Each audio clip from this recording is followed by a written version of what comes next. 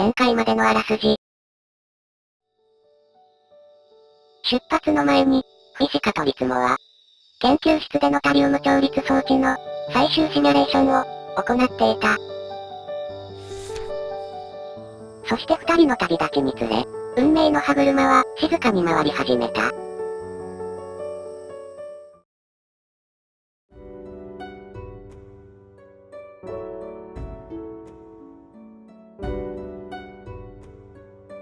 ところで、どこに向かってるの？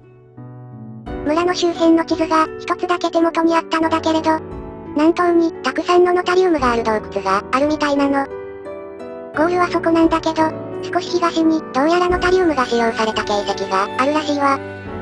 まずはそこへ行ってみましょう。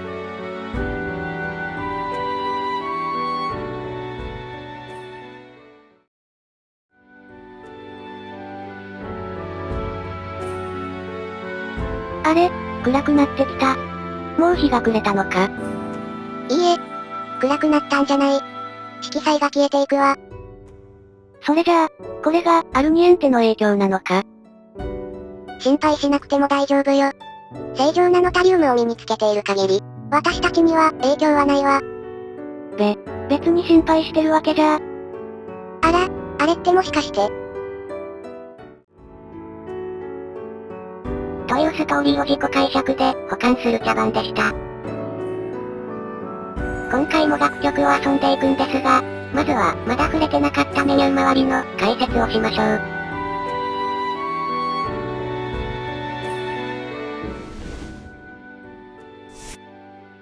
左上から、アイテムは特に使用することはなく、ラノタの世界観について様々な補足をしてくれます。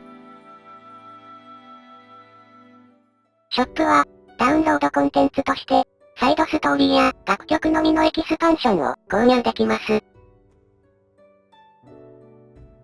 マップではチャプターを選択できます。ラノタは、サイタスのように楽曲がチャプターで分けられています。前回も話に出ましたが、チュートリアルはここからいつでも見れます。シナリオ一覧では、過去に閲覧したストーリーや演出を見ることができます。成績は、累計スコアや全体のクリア状況が確認できます。最後にオプションですね。音ゲー部分の様々な設定が行えます。背景効果は、背景が曲の進行とともに色彩が増す演出をなくすことができます。タイミング調整は、音楽のタイミングを変えられます。ディテールを押すことで確認しながら変更も可能です。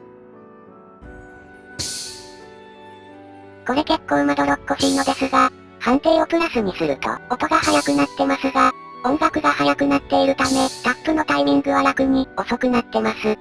非常にわかりにくい。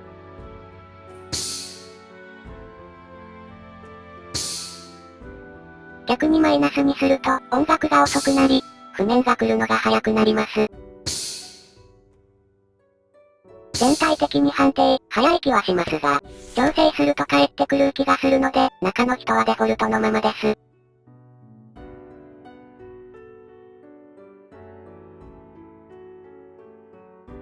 透明度は、どちらかというと不透明度で、0% に近づくにつれて、円形のレーンに背景が透けて見えるようになります。0% はかなり見づらいですね。逆に 100% にすると、背景が透けなくなります。お好みで。自分は 75% にしています。タップ音は、タップ時の音量を決めれます。中の人は全然パーフェクトピュリファイドできないので、そのうち例にするかも。メニュー周りは以上ですね。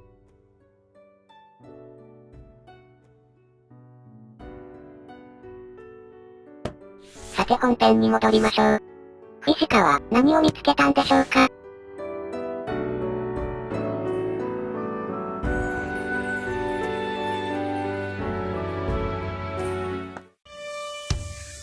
フィシカとリツモは荷物の詰まったカバンを背負い、たった一つ残された地図を頼りに、モノクロの荒野に身を投じた。ここだわ。これが、カオテックノタリウム。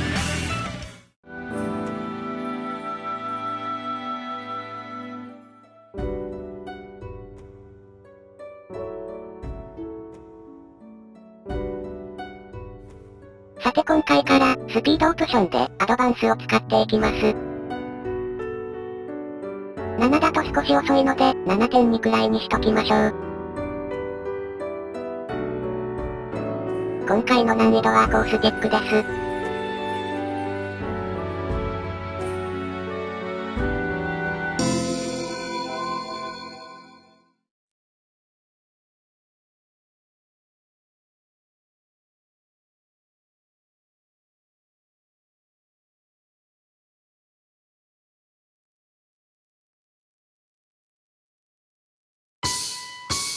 楽曲は、オンリードプレイス、ウェアブルースハズエングレイブブ。直訳は、真実が刻まれた、唯一の場所。カラスやサボーさんによるインスト楽曲です。カラスやサボーさんは現在、アニメ主題歌や、キャラクターソングで活躍されてる作曲家さんです。個人的には、アスカくんの曲のイメージがありますね。アスカって誰？僕はアスカ。二宮アスカ。さあ、行こうか。言ってしまった。ほっときましょう。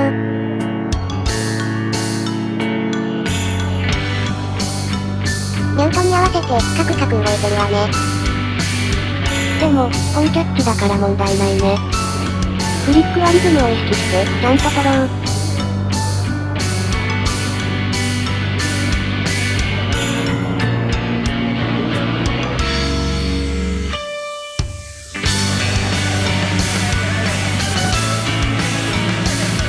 後ろで何か声がするし、不思議な曲だね。個人的に、いいもの普段の曲で、見た感じの思い浮かべました。今回、他の音ゲーの話題多くないかしら。前回の PIU とか、ビートクラフトサイクロンを例に挙げてたし、いろいろ話しやすいですしね。まあ今回下の難易度で、しかもインスト曲だから、話題がないっていう。先が思いやられるわね。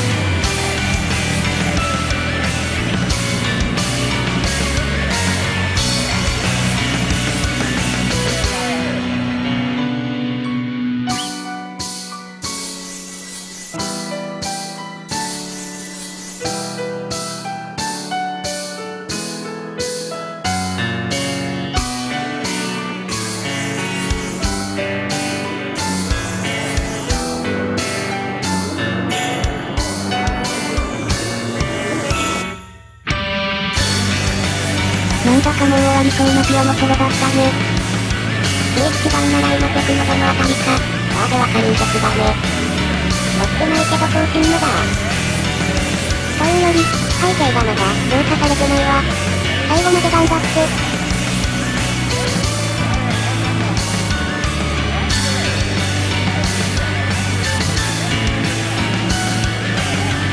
実際の、カオテックノタリウムの浄化は初めてだけど、問題なく進んだね。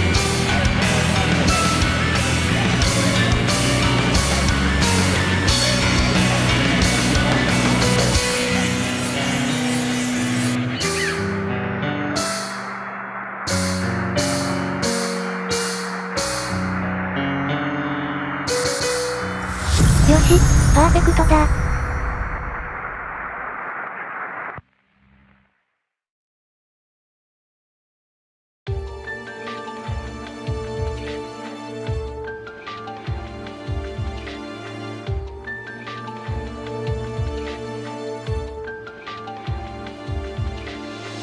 ディテールを押せば、リザルトの詳細が出ます。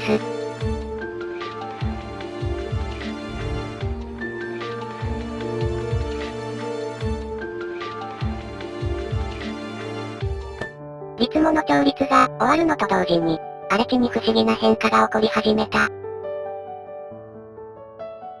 たー。フィシカは思わず声を上げた。このまま一気にゴールまで突っ走るわよ。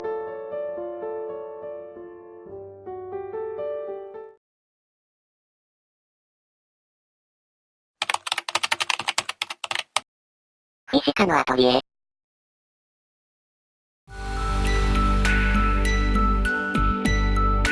何これ？私が聞きたいわよ。このコーナーでは、フィシカ様に作品解説していただきます。次の目的地は、次回以降です。またなのね。まず初回なので、人物紹介からいきましょう。僕は、スターライトシューター、いつもだ。読めばいいのね。いつも、17歳、身長169センチ、体重55キロ。音楽家の両親を持つ、二人兄弟の次男。兄の音楽に関する才能は親譲りで、バイオリンの腕は弾いてている。いつもからは、まだその才能を見出されていないが、本人はそれに対して、あまり気にしていない様子。明るくて率直で、いつものお天気に見えるが、実際は周りに気配りのできる、思いやりのある好青年。幼い頃から、学校の退屈な授業が苦手で、よくサボって曲を作ったり、フィシカを誘って遊んだりする。いつも断られるが、一番の趣味は、リュートを使って即興で弾き語りをすること。まあ、さすがに授業を抜け出してる人の、誘いなんて乗れないわよね。普通に誘ってくれた時なら遊んだかしら。で、スターライトシューターって何なのかしら。よくぞ聞いてくれた。話は長くなるんだけど。じゃあ遠慮するわ。次はフィシカ様自身の紹介を、お願いします。自分のも読むの、さすがに恥ずかしいのだけれど。じゃあ次は僕が読むよ。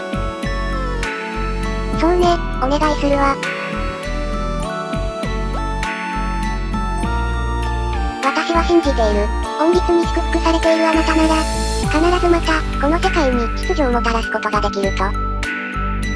フィシカ、17歳、身長171センチ、体重は秘密。家は代々、ノタリウム管理局の研究員。一人っ子で寡黙な性格。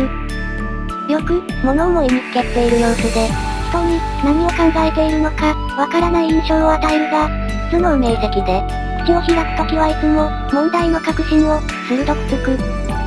幼い頃から、その聡明さを発揮し、14歳で、学業を終わらせるとすぐ、ノタリウム管理局の下で、独自に研究を始める。それゆえに、周りには律も以外の友人は、ほぼいない。趣味は読書と料理。特に、自分でラタトゥイユを作って、研究室の外で、ランチをすること。公式ツイッターで、情報が出た時にエゴサしたんだけど、ほとんど、身長の話しか出てこなかったわね。フィシカって背高いよね。ところで、体重は秘密なんだ。女性にそれを聞くのは失礼よ。それにしても僕以外の友達がいないって。失礼な話よね。こんな銀融詩人くんくらいしか、友人がいないなんて。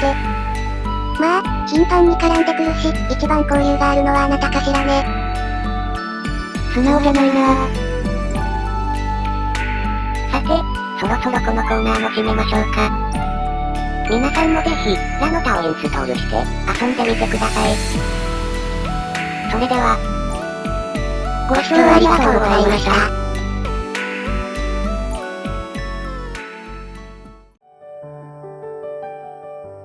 アペンディクス。